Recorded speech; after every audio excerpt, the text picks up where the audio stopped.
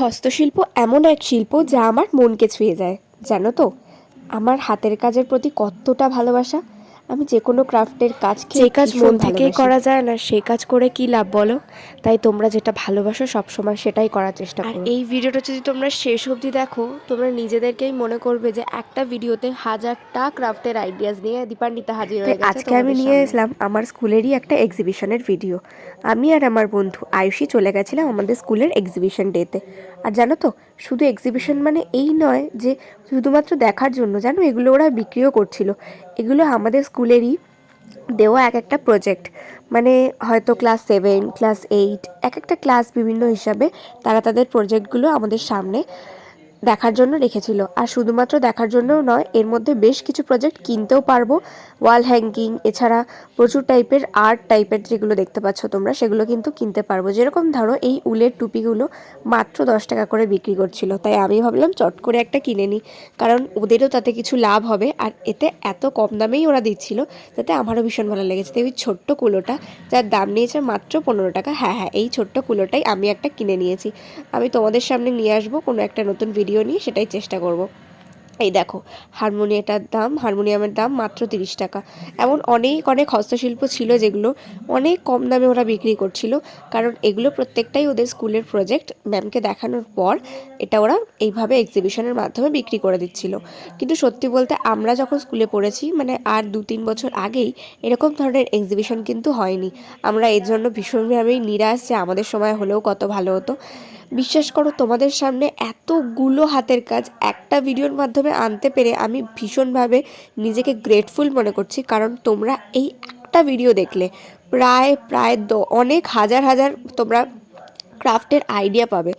এত আইডিয়াস একটা ভিডিওর মধ্যে আমি শুধুমাত্র আমাদের স্কুলের এই এক্সিবিশনের ভিডিওটার জন্যই আনতে পারছি। আর তোমরা যদি ভিডিওটা পুরোপুরিভাবে দেখো, বিশ্বাস করো এত আইডিয়াস একটা জায়গায় তোমরা দেখলে অবাক হয়ে যাবে। আর শুধু যে এক্সিবিশনে জিনিসপত্র বিক্রি হচ্ছিল তা কিন্তু নয়, এখানে সায়েন্সের বিভিন্ন ধরনের এক্সপেরিমেন্ট হচ্ছিল। যেরকম ধরো ফিজিক্সের এখানে এরকম একটা এক্সপেরিমেন্ট ছিল যে দুটো সলিউশনকে মিক্স করলে হয়তো রেড কালার হয়, আর সেটা ওরা রক্ত হিসাবে বলছিল। সেই জন্য আমিও এক্সপেরিমেন্টটা করতে হাত বাড়ালাম। আর এই দেখো কত সুন্দর, পুরো রিয়েল রক্তর মতো লাগছে, তাই না? সত্যি মেয়েটাও খুব মানে আনন্দ পাচ্ছিল এগুলো করে। যাই হোক, এছাড়াও কিন্তু প্রচুর ধরনের এক্সপেরিমেন্ট এখানে ছিল। আর সত্যি বলতে ওরা এগুলো করার পরে আমাদের বলছিল যে দিদি একটু রিভিউ দিয়ে যাও, কেমন লাগলো। তো প্রথমে আয়ুষী রিভিউ দিল, তারপর হলো আমিও দিয়ে দিই, মানে এক একটা ইয়েতে এক একজন করে রিভিউ দিচ্ছিল। আর বিশ্বাস করো, তোমাদেরকে তো আমি প্রথমেই বললাম এত ক্রিয়েটিভিটি একটা ভিডিওতে আমি আনতে পেরেছি। এখানে দেখো কুলোর ওপর কাজগুলো অসাধারণ অসাধারণ, মানে ইউটিউব এসে হয়তো আমাদের কাজগুলোকে করতে আরও অনেক সুন্দর করার সুযোগ করে দিয়েছে, ঠিক কথা।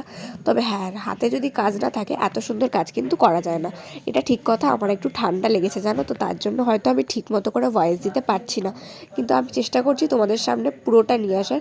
এখানে দেখো পাপোশ বানিয়েছিল, এছাড়া স্যান্ড আর্ট থেকে শুরু করে প্রচুর টাইপের লিপন আর্টের যে এত ভ্যারাইটি হয় আমি এখানে না গেলে জানতেই পারতাম না।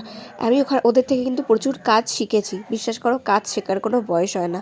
আর সত্যি বলতে আমার স্কুলে এরা যারা ছিল পড়ায় প্রত্যেকেই আমার থেকে ছোট হলে কি হবে, ওদের হাতের কাছ থেকে আমি প্রচুর আইডিয়াস পেয়েছি। যদি ভগবান চায় তোমাদের সামনে নিয়ে আসার চেষ্টা করব, আইডিয়াসগুলো রিক্রিয়েট করার চেষ্টা করব। আর শুধু যে ফিজিক্স সায়েন্স এটা নয়, জিওগ্রাফি এক্সিবিশন হচ্ছিল, তার থেকে সংস্কৃত এক্সিবিশন, মানে নানা ধরনের। তোমরা ভাবতে পারবে না আমাদের স্কুলে আমরা বেরিয়ে আসার পর যে এত কিছু হচ্ছে। এটা একটা গর্বের বিষয়, ঠিক কথা। তবে হ্যাঁ, আমাদের সময় হলে হয়তো আমরাও নিজেদের ক্রিয়েটিভিটি শো করতে পারতাম।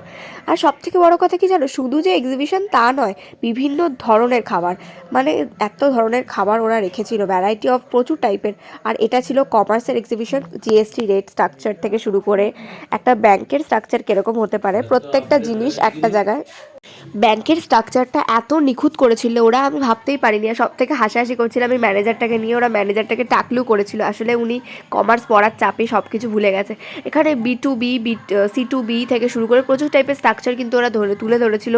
তার থেকে বড় কথা, এইখানে এই মেয়েটা প্রচুর সুন্দরভাবে, শুধু এই মেয়েটা নয় অনেকেই আমাদেরকে বলছিল দিদি বুঝিয়ে বলবো, হ্যাঁ প্রত্যেকেই সুন্দরভাবে বুঝিয়ে বলেছিল। আর সত্যি বলতে আমাদের স্কুলে রীতিমতো গর্ব হচ্ছিল যে এত সুন্দরভাবে নতুন কিছু একটা ভাবনা চিন্তা নিয়ে ওরা এগাচ্ছে।